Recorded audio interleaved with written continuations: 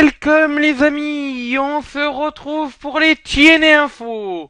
Et donc aujourd'hui nous allons parler bien sûr des résultats d'Explosion.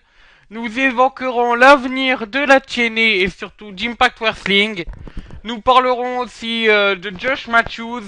Et nous terminerons par en vous disant où sont passés vos superstars de la TNA.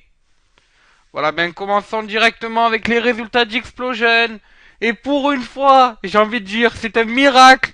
On a eu un match de plus de 10 minutes à Explosion. On a eu les Hardys Boys, Matt et Jeff, qui ont affronté la bande d'Arishu, Kenny King et MVP dans un match de 17 minutes et 39 secondes. Retenez bien ce score, c'est la première fois que ça arrive à Explosion. Donc à noter que pendant ce match, Jeff se serait blessé in storyline. Il est donc reparti au vestiaire. Et là on a vu l'arrivée de son alter ego Willow qui est venu aider Matt qui était en 2 contre 1. Willow est alors reparti et puis on a vu revenir Jeff Hardy en boitillant quelques minutes après afin de donner la victoire à son équipe après un Swanton Bomb. Donc les Hardys ont battu la bande d'Arishu. Voilà, donc évoquons un peu aussi Impact Wrestling. Alors comme vous l'avez remarqué, il n'y a pas eu d'Impact Wrestling cette semaine. Mais sur leur chaîne YouTube, la TNA ont diffusé un show qui en fait remémorait les meilleurs moments du Turkey Ball. Donc c'est un show qui se déroulait lors de Thanksgiving. Et on a pu revoir le Turkey Ball de 2007, de 2008, de 2012 et de 2013. Donc si vous avez envie d'aller voir ça sur la chaîne YouTube de la TNA, c'est gratuit, vous pouvez. Voilà, ben justement on parle d'Impact Wrestling, parlons de son futur. Comme vous le savez, la TNA a signé avec Destination America. Et donc à partir de janvier, les shows d'Impact Wrestling reprendront. Mais là, une question subvient. Est-ce que les shows d'Impact Wrestling seront en direct ou non? À première vue, la réponse serait non, vu qu'il y a 3 tapings au Manhattan Center, 2 prévus sur 3 jours d'intervalle, ce qui veut dire donc pas un show par semaine. Or, l'Impact continuera à être en mode hebdomadaire. Mais le premier show, celui si je me trompe pas aux alentours du 7 janvier, devrait être lui en direct.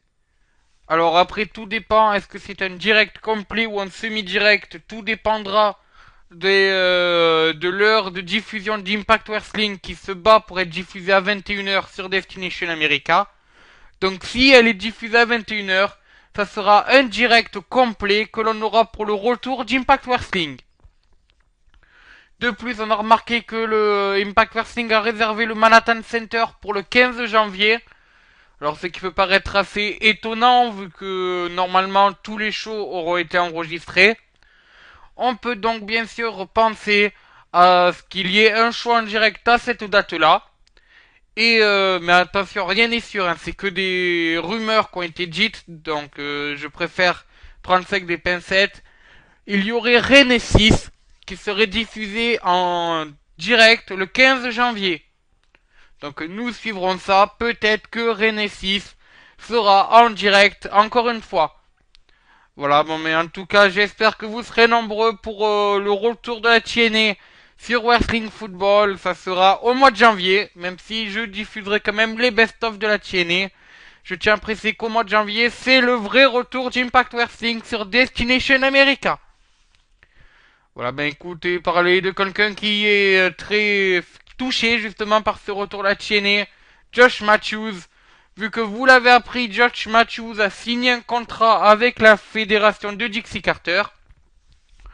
Et donc, il est annoncé pour avoir un grand poste dans cette fédération, notamment celui de commenter avec notre ami Taz les shows de Impact Wrestling. Alors vous me dites, mais où est donc passé Mike Tenay dans ces cas-là? Mike Tenay prendrait sa retraite après plus de 25 ans de travail et d'intérêt pour la TNA et la WCW. Donc si cette information venait à être vraie, je souhaite une très bonne retraite à Mike Tenay et surtout, je dis Welcome Josh Matthews. Voilà, et enfin pour terminer, Ceux qui sont forts en français se demandent donc mais où est donc Ornicard? Eh ben les fans de la TNA, vous vous demandez sûrement mais où est donc le roster de la TNA? Eh ben la réponse est très simple. Le roster de la TNA, pendant cette trêve et entre deux enregistrements de télé, se balade un peu partout sur les fédérations indépendantes. On peut citer les Hardys qui sont partis à la Omega, donc leur fédération de catch qu'ils ont créée quand ils étaient début adultes, mais quand ils commençaient à être adultes. On a donc les Hardys qui sont partis là-bas, on a Robbie E, Sanada et d'autres, hein, DJ aussi je crois, mais surtout la X Division qui est parti faire un petit tour à la Wrestle One. On a Samoa Joe et Samoa Joe juste. On a Samoa Joe qui est parti à la New Japan Pro, enfin là, ouais, Jersey All Pro Wrestling, excusez-moi. Enfin, on a des noms tels que Ethan Carter III et Bobby Roode qui sont partis dans la fédération de Tommy Dreamer, la House of Hardcore. Donc, fans de la TNA, ne vous inquiétez pas, vous pouvez toujours suivre vos pas de ce roster de la TNA en suivant mes indie tours, vu que généralement, s'ils apparaissent dans ces shows-là indépendants, vous les verrez dans mes indie tours. Donc ça arrive, alors tout dépend de la date où je vois le show, mais les indie tours arrivent souvent entre 3 jours à voire maximum 3 semaines après le show. Tout dépend le temps qu'il me faut pour le regarder et puis surtout le temps qu'il faut pour que le show soit disponible.